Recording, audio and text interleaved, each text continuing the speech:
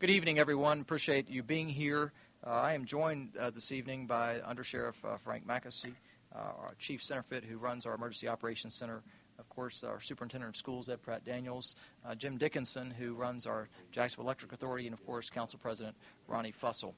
First, let me just say I appreciate everybody's patience as we've tried to make sense of this storm's path the past 24 hours. This storm has been erratic, for the most part unpredictable, and defying most odds as we've seen with tropical storms in the past.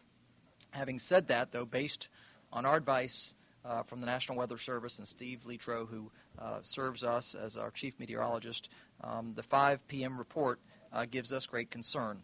And we have reason to believe that this tropical storm will inevitably be a hurricane Category 1 that will make landfall in the Jacksonville area on Thursday.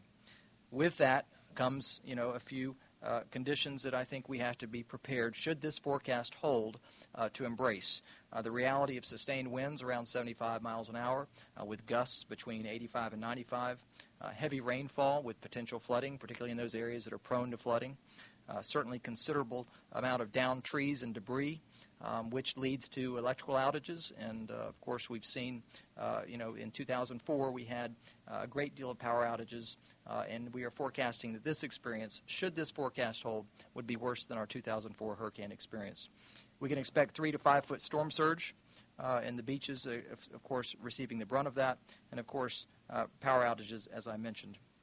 We think, should this forecast hold, and we're making decisions based on the likelihood of a Category 1 hurricane coming out of the Atlantic into northeast Florida, should this hold, we do think this storm needs to be taken seriously. And while we certainly don't want people to panic, we hope that they'll be alert and take our advice as seriously as we intend it to be received.